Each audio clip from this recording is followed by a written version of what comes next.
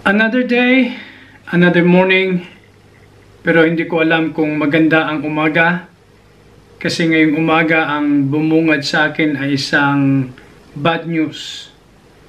Ako po ay originally galing sa Dado, Alamada, North Cotabato.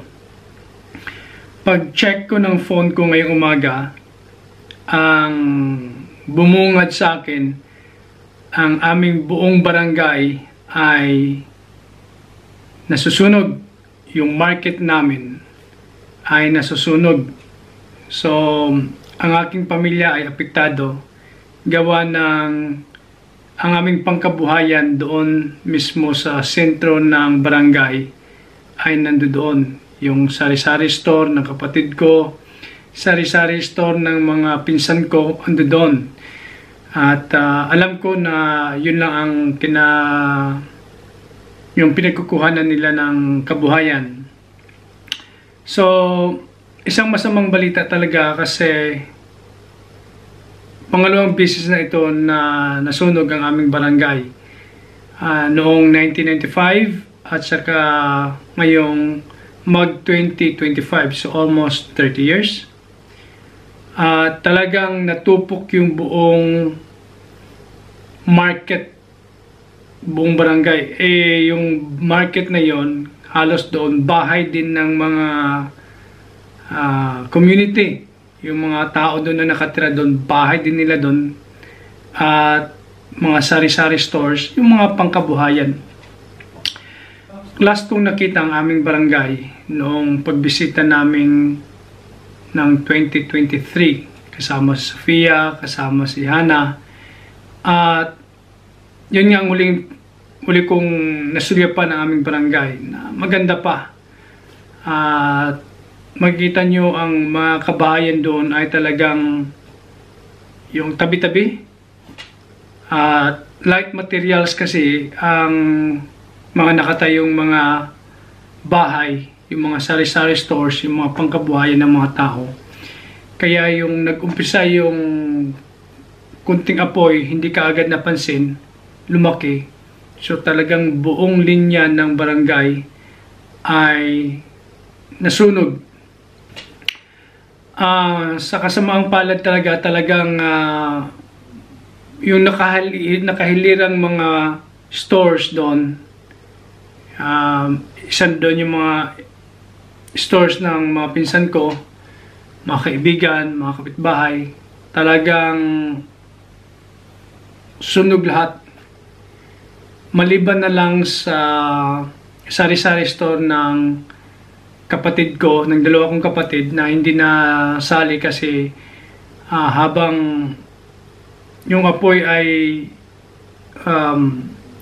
nag-spread na, panay yung saboy daw nila ng tubig, kaya kahit papaano na-stop yung apoy. Pero yung bahagi ng store ng kapatid ko, yung ibang part no, nasunog. Pero yung buong stores ng mga pinsan ko, sunog lahat.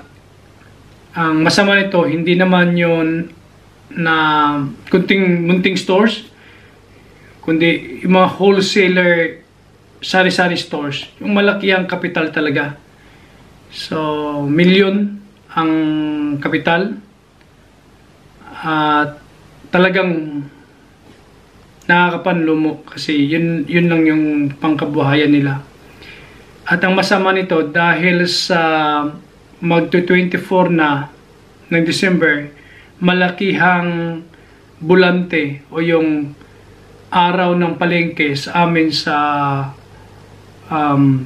araw ng 24, yung magki-Christmas Eve. Kaya yung lahat ng mga staff, yung sari-sari stores, yung sari-sari, lahat ng paninda, yung wholesale, naka-imbak na doon sa stores. Kaya ubos lahat ang mga paninda at nagkakalaga talaga ng milyon. So, nakakapanlumo. At yun ang aking nakuha na balita ngayong umaga. At talagang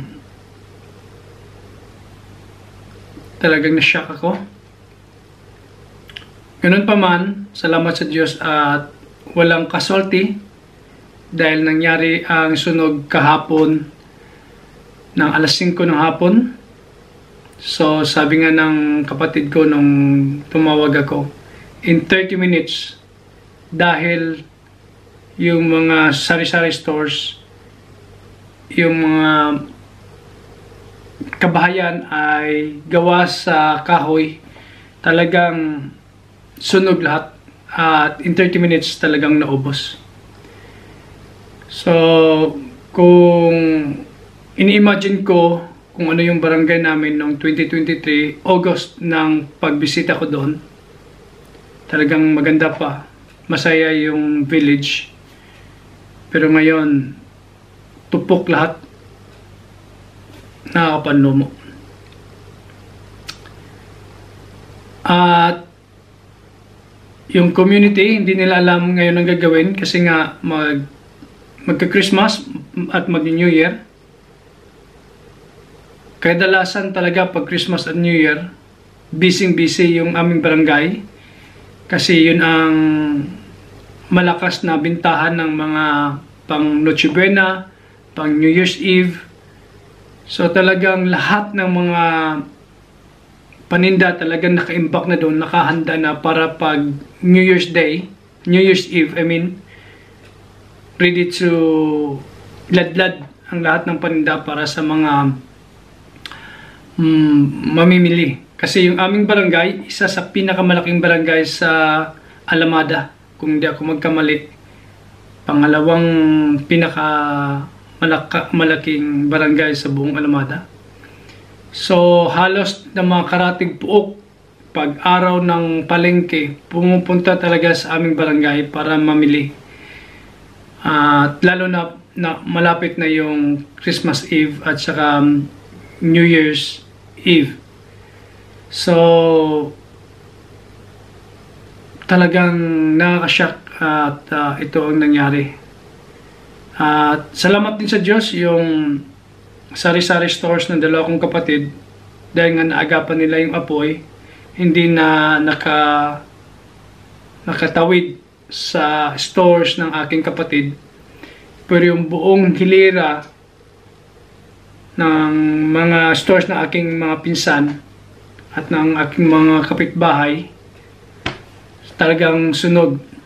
At hindi lang naman yung sari-sari stores, kundi kasama na yung kabahayan doon na talagang natupok, wipe out talaga yung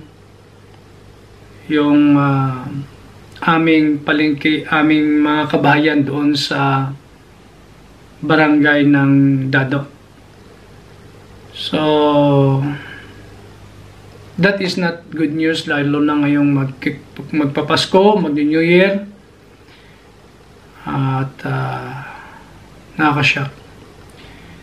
So nakikidalamhati po ako sa aking mga bahay na talagang nasunugan ang aking mga pinsan na talagang nawalan ng kabahayan at ng stores. Alam ko na hindi maliit ang stores, talagang malaki yung sari-sari stores ng mga pinsan ko. Talagang ubos. Nakakashock. So anyway, again,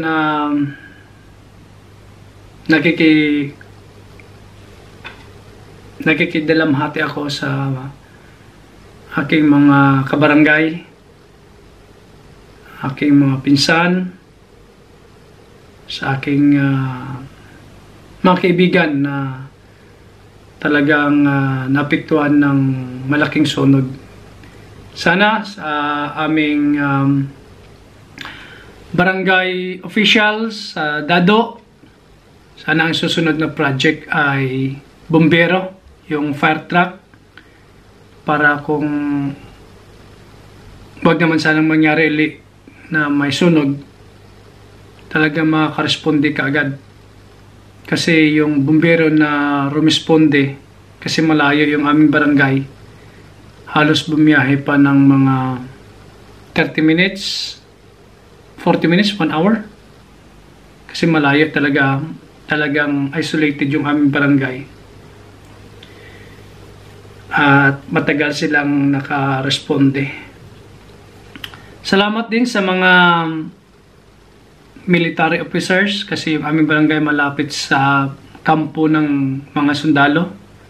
Sila din yung rumisponde at tumulong talaga sa pag-apula ng apoy. Talagang nakakapanlumo. Anyway, yun lang again. Nakikisimpatiya ako, nakikidalamhati ako sa aking mga kababayan sa Dado, sa aking mga kapitbahay, sa aking mga pinsan, sa kapatid ko na kahit hindi nasunog yung buong stores niya, naapektuhan yung ibang paninda. Makakabangon uli kayo at nakikiisa ako at nakikidalamhati ako sa inyong nararanasan ngayon. Magpapasko pa naman, mag-New Year pa naman. Alam kong hindi maganda ito at nakikiisa ako sa inyong damdamin na sana magiging masaya pa rin ang inyong New Year sa likod ng mga pangyayaring ito. Ingat po kayo at God bless you all.